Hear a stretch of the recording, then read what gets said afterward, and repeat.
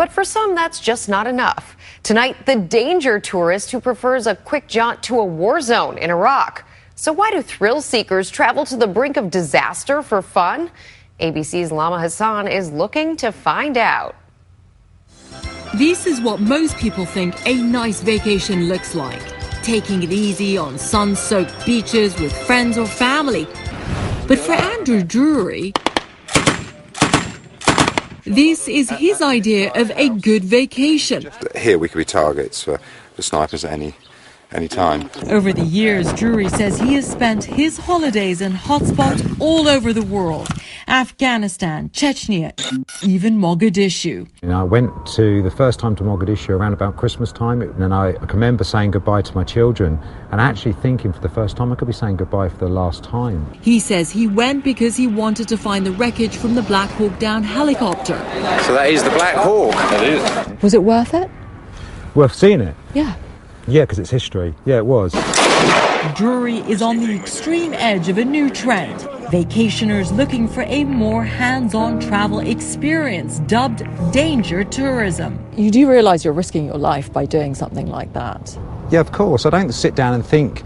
I think my life will end when it ends, but I'm totally rational, as you can see, and so. Well, I don't know. That's questionable. Yeah, perhaps you might question it. When he goes on these trips, he leaves a family behind. Hey, Ruby! He has a wife and kids in Surrey, England. He is a great guy. He's got great personality. He makes me laugh. He's a fantastic father. Bobby and Ruby absolutely think he's brilliant. The successful construction company owner keeps a collection of unique souvenirs from his travels in his family home. This is from Chechnya. It's got the records, terrorist records. Human remains from the Sudan, from Somalia.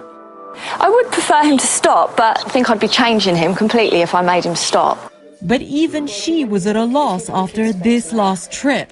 She didn't speak to me for 2 days. Downtown Herbal. This is his video diary from his Iraq getaway on the front lines of the war against ISIS. We've now gained our permission and we're heading off to the front line. They drive towards ISIS-occupied territory. Quite eerie here, isn't it? And finally reach what he's traveled all this way for. What you see is the front line. Ahead is ISIS-held territory. Those flags there are the black recognisable flags. And later, a scary front row seat to the battle against ISIS. Someone's been shot on this side of the front line, so we're pretty much under attack now.